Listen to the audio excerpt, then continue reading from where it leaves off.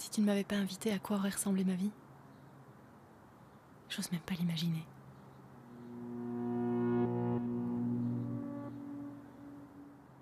Mais tu l'as fait. Tu m'as appelé un soir pour me proposer de m'emmener dans le meilleur restaurant de la ville. Au moment où j'ai raccroché le téléphone, je savais que quelque chose dans ma vie allait changer.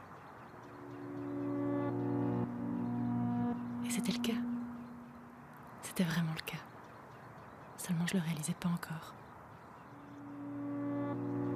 Et puis, cette question ressurgit. Inéluctablement. Encore et encore, je peux pas m'en débarrasser. Et au moment de faire le bilan, et si j'avais fait autrement? Mais y voilà. Le moment tant attendu. L'excitation monte. Le trac un peu aussi. J'appréhende toujours un peu ces rencontres sur fond de mise en scène à l'eau de rose. Des sourires trop tirés et des joues qui pincent jusqu'au coin des yeux. Des sujets de conversation ennuyeux, interminables, dignes de comédie romantique. Au moins j'ai mis ma plus belle robe. Enfin, je crois.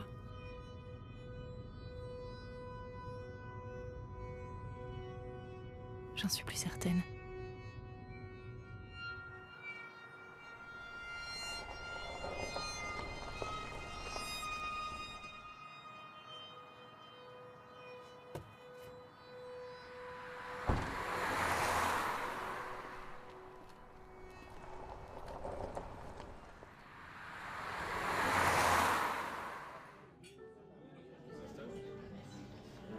Putain, je suis là avant lui.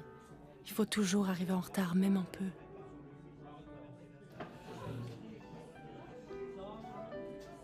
Pourquoi je réagis comme ça? Je me comprends pas. J'y pense depuis des jours, le ventre noué, la gorge serrée. Mais ça fait pas mal. C'est agréable. Je me suis repassé plusieurs fois la scène dans ma tête. Et pourtant rien ne se passera comme prévu. Alors arrête, arrête! Il m'effraie, mais de la plus belle des manières.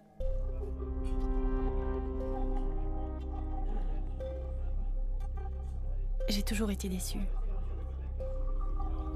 C'est probablement de ma faute. Regarde dans quel état tu te mets. Profite du moment. Tu vas encore tout contrôler. J'ai jamais été bonne dans cet exercice. Encore moins aujourd'hui. J'ai la trouille. J'ai la trouille que ça se passe mal. Car ça se passe toujours mal un jour. Me voilà coincée. Prise au piège entre ce que je veux et ce que je veux plus. Tu ne peux compter sur aucun des deux. Il va s'asseoir, me faire son plus beau sourire, me demander comment je vais. S'en suivra d'une longue pause où nous chercherons, chacun de notre côté, en silence. Quoi se dire? Qu'est-ce que je vais bien pouvoir lui dire? Je l'avais à peine remarqué et aujourd'hui j'ai le sentiment étrange que nous allons faire un bout de chemin ensemble. Je crois pas au prince charmant, au partenaire exclusif pour toute une vie. C'est tellement agréable de tomber amoureux. Pourquoi le faire qu'une fois et s'en priver? C'est bien mieux d'être amoureuse que d'aimer d'ailleurs. C'est pour ça qu'aucune histoire ne dure. Quand je suis amoureuse, je suis heureuse.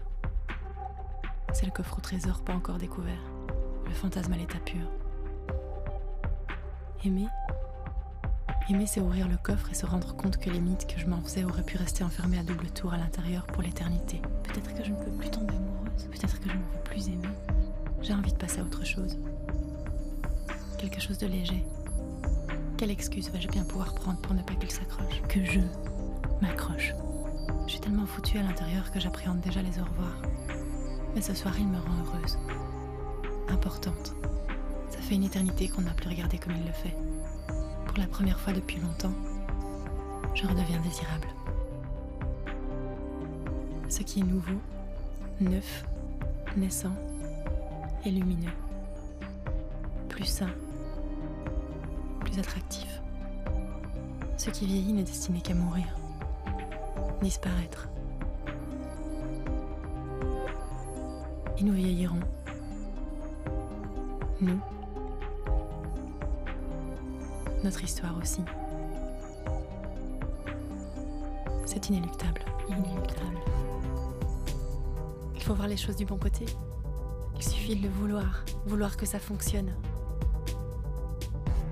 Un soir, je mettrai ma clé dans la serrure de notre nouvel appartement avec l'idée réconfortante d'entrer quelque part. Tu m'attendras pour continuer la vie derrière la porte. Comme si tu avais besoin de l'autre pour accomplir ta journée. Pour continuer à vivre. Dès que cette porte se fermera, moi qui étais pourtant libre et entière dehors, je serai divisée. J'irai à ta rencontre pour devenir un être complet. Et puis viendra le jour où tu me demanderas ma main. Tu es probablement du genre à attacher beaucoup d'importance à ces choses tellement conventionnelles, si peu originales. Célébrer notre amour. Pourquoi ? Célébrons-nous notre rupture ? Qu'est-ce que je veux à la fin ? Un peu d'aide. Et puis viendra le jour où je porterai notre premier enfant. Ce petit être qui n'a rien demandé, mais qui finalement, l'air de rien, en silence, nous liera toi et moi pour la vie. Ton portrait encadré pourra être renversé violemment sur ma table de nuit et tu disparaîtras, mais dans ses yeux, mon égoïsme sautera à la gorge. Car je savais bien avant sa naissance que sa valise devrait être préparée toutes les semaines. La routine va s'installer. Les conventions de rigueur, pourtant indispensables ce soir, s'amenuiseront et disparaîtront.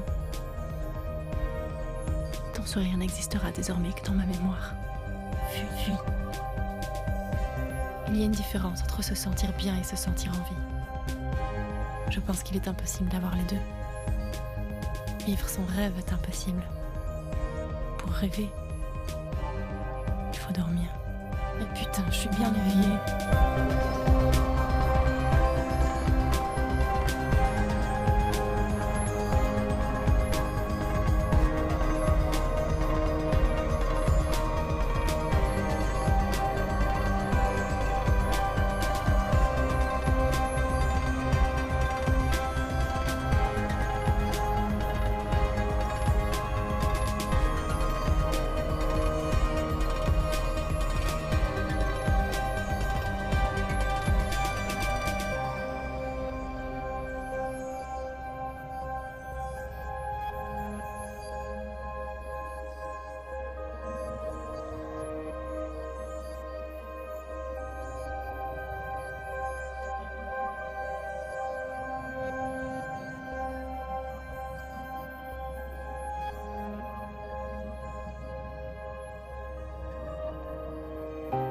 Et puis, cette question ressurgit.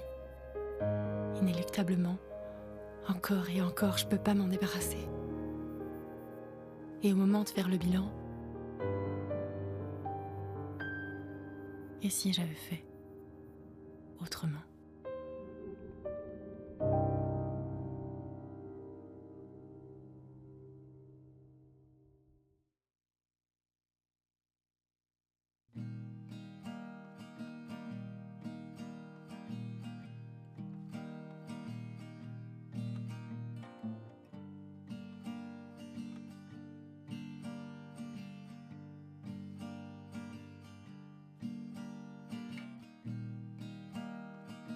Colors in my room fade away with you.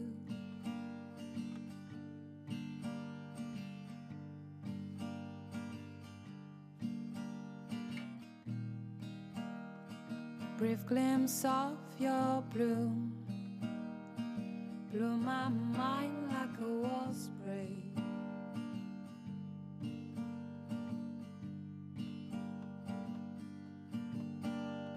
And every drop, 1,000 rainbows on me, painting all my dark ego.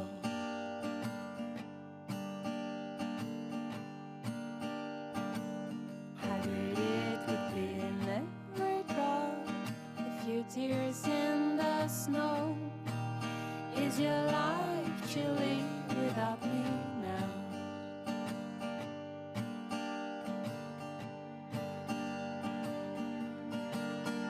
should I feel relief?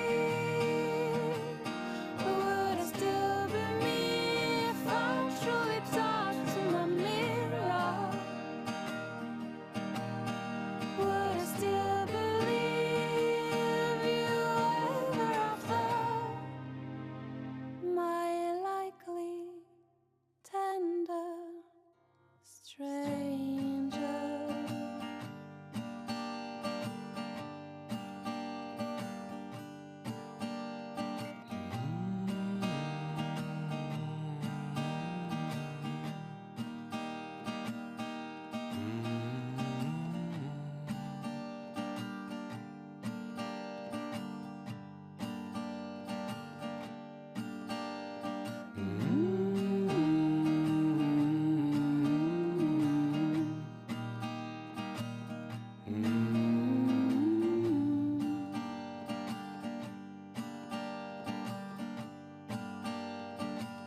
How great it could be.